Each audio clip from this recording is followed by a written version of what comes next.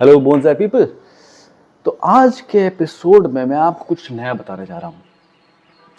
आज के एपिसोड में हम डिस्कस करेंगे 7 तरीके अपने बोनसाई को मारने के। बोनसाई नहीं, मतलब कोई भी पौधे को मारने के।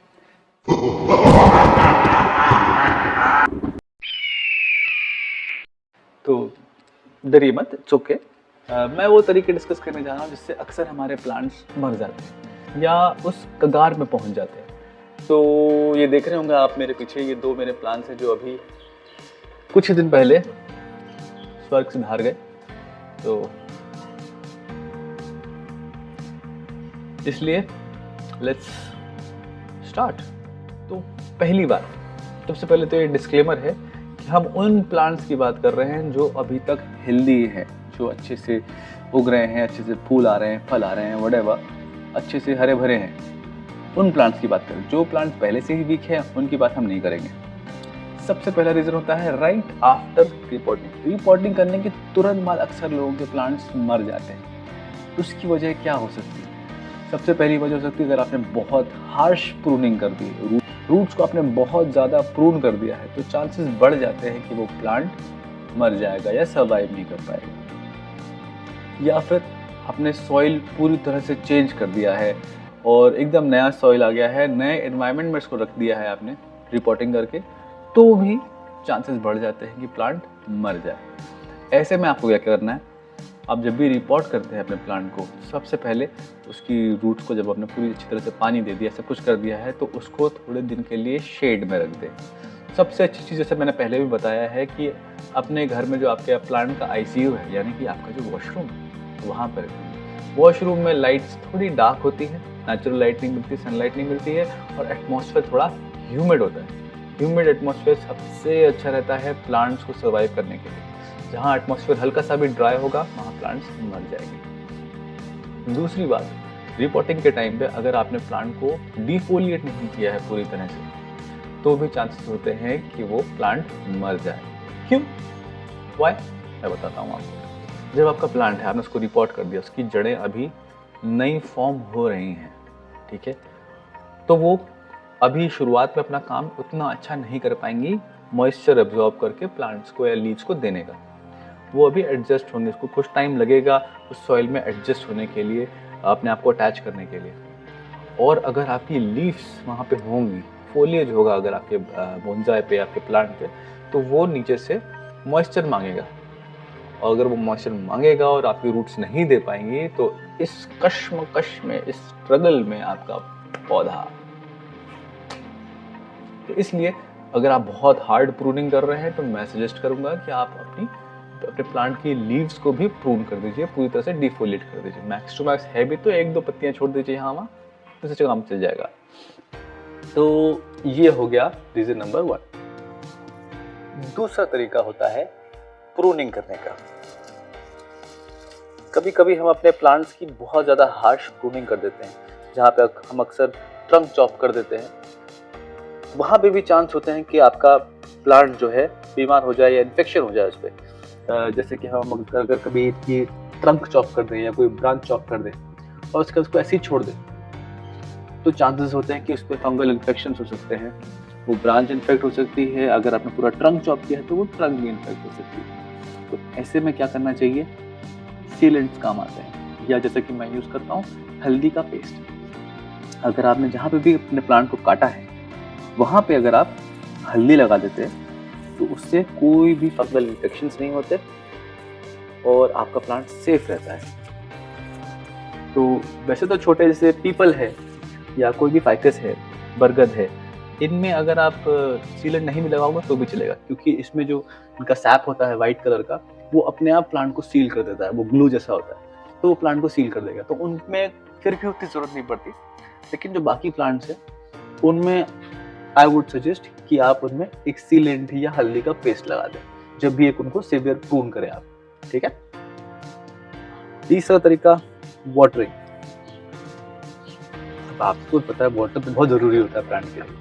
मेरा मतलब वो नहीं है, मेरा मतलब है कभी कभी हम एक्सेस वाटरिंग कर देते हैं, कभी कभी हम अंडर वाटरिंग कर देते हैं। तो वो ध्यान देना ज़रूरी होता है कि प्लांट को कितना पानी चाहिए।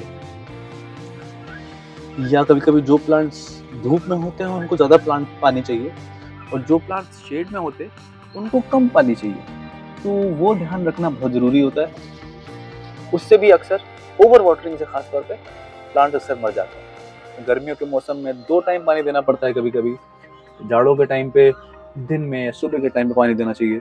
तो ऐसे बहुत सारे फैक्टर हो जाते हैं जो हमको ध्यान में रखने पड़ते हैं। तो एक वाटरिंग एक बहुत बड़ा रीज़न है जिसकी वजह से प्लांट्स कभी कभी मर जाते हैं। तो उसमें आप क्या करिए, उसकी टेक्निक मैंने आपको बताई है। जब भी आपको समझ में नहीं आ रहा हो कि प्लांट को पानी चाहिए या नहीं चाहिए, तो आप उसकी मिट्टी को ऐसे फिंगर से टच करिए। अगर थोड़ा सा भी मिट्टी या जो भी सॉइल है तो आपकी फिंगर्स में स्टिक हो रहा है, चिपक रहा है, तो इसका मतलब मिट्टी में अभी ठीक ठाक पानी है। अगर बिल्कुल भी स्टिक नहीं हो रहा है तो इसका मतलब मिट्टी ड्राई हो चुकी है और उसमें टाइम आ गया है पानी डालने का। और ऐसे ही बार बार आप टच करके अपने सॉइल को ये पता लगा सकते हैं कि कितना रिक्वायरमेंट बढ़ रहा है, कितना रिक्वायरमेंट घट रहा है। चौथा रीजन होता है प्लांट का सॉइल। आपके प्लांट में कैसा सॉइल है इस पर डिपेंड करता है कि आपका प्लांट जिएगा या मरेगा।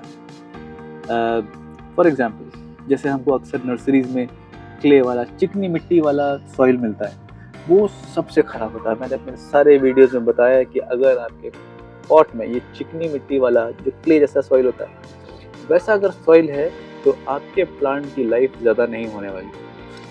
उसकी वजह ये है कि वो सॉइल की वजह से जो प्लांट की रूट्स है वो सफोकेट होती हैं और वो इतना हार्ड हो जाता है जब उसमें पानी नहीं पड़ता है कि उसमें रूट्स फैल नहीं पाती हैं, ग्रो नहीं कर पाती। तो इसलिए बहुत ज़रूरी है कि आपके प्लांट का जो सॉइल है, आपके बोनसाई का सॉइल है, आपके कोई भी प्लांट का सॉइल है, वो ब्रीदेबल हो, उसमें से रूट्स सांस ले सकें और अच्छे से बढ़ सकें।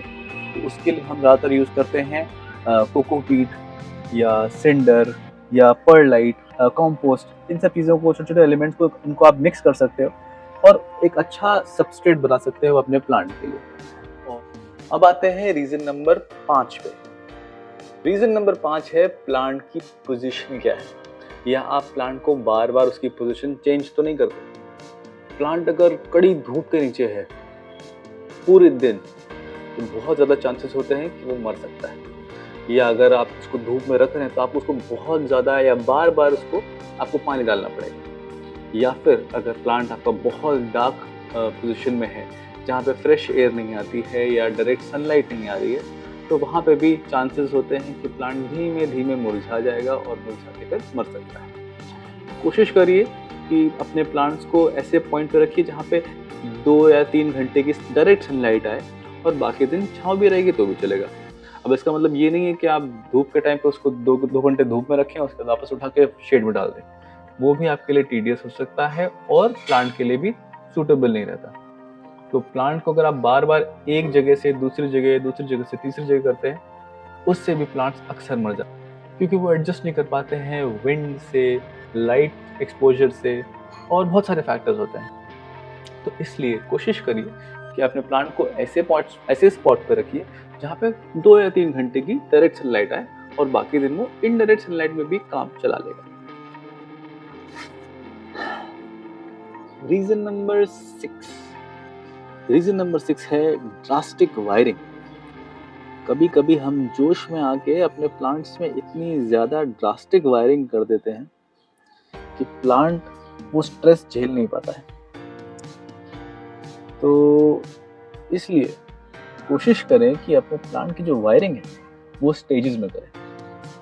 अभी आप पूछेंगे ये क्या होता है स्टेजेस, कौन सी स्टेजेस, कैसी स्टेजेस? तो उसका जवाब ये है, समझ लीजिए आपको अपने प्लांट को ऐसे आर्च करना है या आपको कैस्केडिंग बोनसाई बनाना है, एकदम ऐसे नीचे आता हुआ, और आपका प्लांट ऐसा है, तो आप उसको एकदम से ऐसे मत करिए। आप उसको पहले धीमे से वायरिंग ऐसे करिए, फिर थोड़ी वायरिंग ऐसे करिए, फिर ऐसे, और फिर धीमे धीमे 2-2, 3 दिन, 6-6 महीने के प्रोसेस में आप ये कर सकते हैं। और फाइनल जब आपका ये शेप आ जाए तो उस वायरिंग को आपको जितना लंबे टाइम तक हो सके उससे लंबे टाइम तक उसको रहने से। बहुत ज़्यादा स्ट्रॉन्ग वायरिंग करने से प्लांट को बहुत ज़्यादा स्ट्रेस आता है, क्योंकि उसका पूरा सिस्टम समझ लीजिए ऊपर नीचे हो गया है। जैसा उसका सिस्टम था कि पानी कैसे निकालना है, किस डायरेक्शन में ले जाना है, कैसे ऑस्मोसिस करके पूरे प्लांट में डिस्ट्रीब्यूट करना है न्यूट्रिएंट्स को, पानी को, वो सारा सिस्टम डिसरप्ट हो जाता है, जिसकी वजह से प्लांट स्ट्रेस में आ जाता है। तो इस स्ट्रेस को अवॉइड करने के लिए धीमे धीमे वायरिंग करिए। और ऐसा भी नहीं कि आपको बार बार वायरिंग करनी है, आप वायर पूरा कर दीजिए, उसको अच्छे से वायर कर दीजिए, लेकिन उसको जब बेंड करना है आपको, तो हर 2-2, 3-3 महीने के गैप में करें। उससे प्लांट को वो चेंज एकदम से एक शॉक की तरह लगेगा और प्लांट अच्छे से रिस्पॉन्ड भी करेगा वायरिंग के लिए। तो अब आते हैं हम रीजन नंबर 7 पे, यानी कि आज के लास्ट रीजन पे। वो रीजन है फर्टिलाइजर या पेस्टिसाइड का एक्सेसिव यूज। अक्सर जो हमारे प्लांट्स छोटे होते हैं 6 महीने से या साल भर की एज में, तो सजेस्ट करते हैं कि उसमें केमिकल फर्टिलाइजर कम से कम इस्तेमाल किया जाए। इसका रीज़न ये है कि जो केमिकल फर्टिलाइजर के जो केमिकल्स होते हैं वो इन प्लांट्स की छोटी टैप रूट्स को, यानी कि जो सफ़ेद सफ़ेद रूट्स निकलती हैं जिससे कि प्लांट ग्रो होता है, अपने आप को एंकर करता है सॉइल में, वो बर्न हो जाती है इन केमिकल से। तो इसलिए जब आपका प्लांट साल भर का या 2 साल का हो जाए, तब उसमें आप केमिकल फर्टिलाइजर्स डाल सकते हैं। अब इसका मतलब ये नहीं कि आप उसमें फर्टिलाइजर ही नहीं डाल सकते, आप उसमें फर्टिलाइजर डाल सकते हैं, नेचुरल फर्टिलाइजर, यानी कि अंडे के छिलके, या क्या कहते हैं, जो आपके यूज टी बैग्स होते हैं, उन टी बैग्स को खाली करके आप उनको प्लांट्स में डाल सकते हैं, या फिर केले के छिलके को अगर आप ड्राई कर दें, उसको ग्राइंड करके आप फिर इन सॉइल में मिक्स कर सकते हैं। तो उससे भी प्लांट का जो सॉइल है उसका NPK रेशियो मेंटेन हो जाता है। और दूसरी बात, पेस्टिसाइड्स।